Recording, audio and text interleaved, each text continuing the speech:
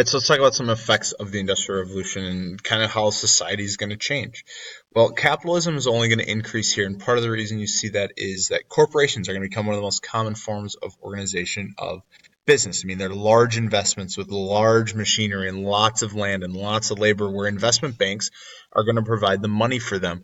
And so you just see companies as a whole starting to get bigger. And part of the reason they could do this is there's mass consumption going on because so much stuff is getting created. You have Henry Ford creating the assembly line in the early 1900s, and one of the biggest ones is Eli Whitney, the same guy who created the cotton gin, also does interchangeable parts. Basically, that you can make a product, and if it breaks, instead of replacing the whole thing, you only have to change part of it. Now, this starts with guns, but then it goes to clocks and sewing machines and anything you can come up with.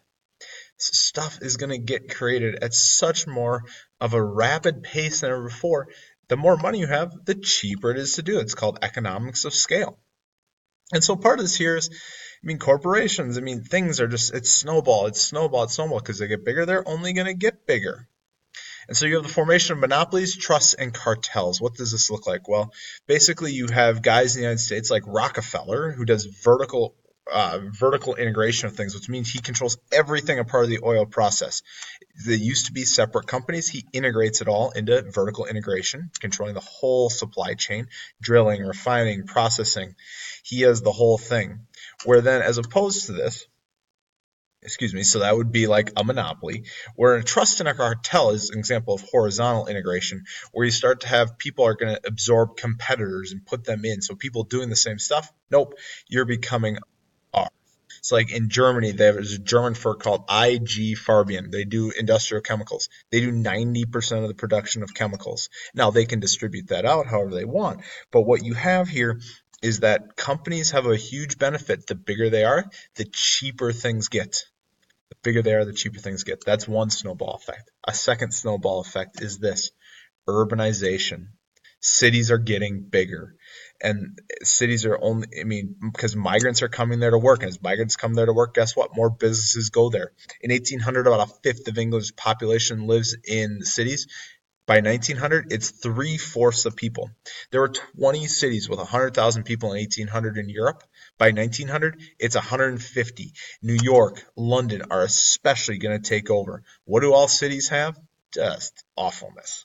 Water pollution, air pollution. There's so much burning of fossil fuels that it's not good. Jobs are incredibly dirty. People are getting disease. It smells bad. There's cholera, there's typhus, there's dysentery, there's tuberculosis. It's not really good for a lot of people. Only the wealthy, and intentionally the wealthy people live on top of hills because stuff was down on the bottom of hills. Because a lot of the waste ended up there. Where for a long time governments didn't know what to do because they were expanding so quickly. They probably realistically couldn't have done anything anyways. There's not enough beds for everyone, disease is spreading faster, and the wealthy started building second homes out in the suburbs to get away from all of it.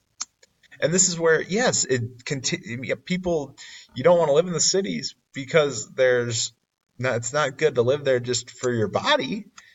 But people are still doing it by leaps and bounds. In the United States, you have 50 million people are going to cross the Atlantic to come to the United States from the 19th century to the early 20th century. There's a lot of Italian people actually get here and go back, but you have tons. You name the place. You basically start in the northwest corner of Europe and you work to the southeast corner. And as time moves forward, that's where the people are. So you start in England in about 1800. That's where a lot of the migrants were coming to the United States. And as time moves forward, you just keep drawing a line across. So by the late 1800s, it's a lot of Southeast Europe coming here. In the middle of the 1800s, it's a lot of the middle of the Europe is coming here, like Germany and uh, Poland and Hungary and stuff, but in Italy during that time period too. But the city governments didn't really know what to do. And by the end of the 19th century, they are going to help with water supply and trying to work on sewage systems and more parks and recreation facilities. But as a whole, cities were not a great place to live. But people move there. Why? Jobs. And so what you have here is because there's so many inexpensive manufactured products, the standard of living actually goes up. Okay, now it might not have been great living. You just have more stuff. The price of goods has gone down. There's more food. There's more just stuff. And so people are happy about it. To show off this in America, down there in the bottom left, that is the Crystal Palace, which showed off the beauty of interchangeable parts, large quantities of basically anything that you can come up with, clothes, and they started to be washable. The price of food is dropping. You actually have a reduction in mortality rates, even though it was gross. You're going to start to have vaccines like the smallpox vaccine in 1797. You'll eventually have polio and tetanus and typhoid and whooping cough and better diet. Still remnants of the Columbian Exchange. You're doing better. Sanitation's going to get better. Now you also have one other thing here. You're going to have people. The fertility rate stays about the same, but the death rate drops dramatically during this time period. So population is exploding. Okay, for the first time you cross over a billion people in around 1800. There's a guy out there called Thomas Malthus who saw this and said, "We have a problem. We need to stop having kids because the death rate is exploding or the growth rate is exploding so fast due to the birth rate falling." And so basically, he said, "We're literally going to overpopulate the planet. That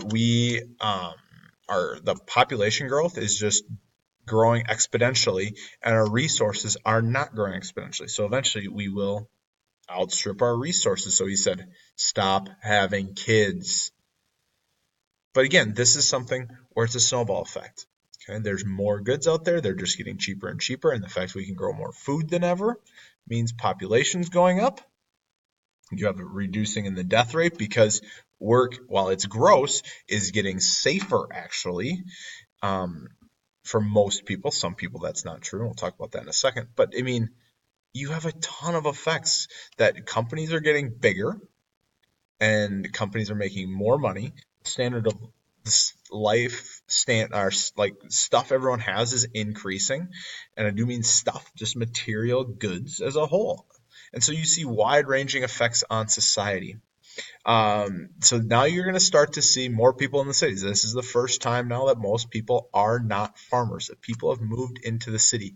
So you have a middle class that forms, if not the owners of the businesses, but of the big businesses, but the small owners of businesses, the factory managers, the engineers, your skilled employees are going to be there. But then you also have the working class who works on the machines. So society itself is changing.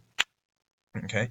But now with that, since you now have people not living on the farms as much, that means the men are gone working every day, and they've been outside the whole time. You actually have a growth in a work-life family thing going on, where you have a work life and a family life, and that's because you'd go work for 6 to 12 hours a day and then spend the other 6 to 12 hours at home. I'm sorry, 12 to 14 hours at home after spending that time in the factory. And so basically now, before the Industrial Revolution, families were the source of economics and you did everything together. But now as that work life and that family life change, so does gender roles, so does a ton of things. Men gain power as the major breadwinners in the family, and men are seen as being the economic part or the economic leaders, and that really fits with what we've studied throughout in history the whole time. And women were more or less in charge of raising kids. However, kids, you're going to be in the factories too as an opportunity to make money. And it wasn't good. Kids as young as 5 would go to work at factories. Look at this kid here in some textile mills. Because families, those working class families, needed the wages to survive during this time period. Now, because the work and family life, they'd done everything together. Now, hey, I can come home. I don't need to do anything with work. The growth of leisure activities, biking, boating, gambling, bars, animal fighting, but you also have the growth of soccer in Europe and baseball in the Americas. So new leisure activities are big time developing here. Effects, quickly again. Growth of capitalism for sure with mass production of goods. That's industrialization. That's what it is. Companies getting bigger. Urbanization getting bigger. More migration to those cities, rural to urban migration. Standard of living goes up. Population goes up.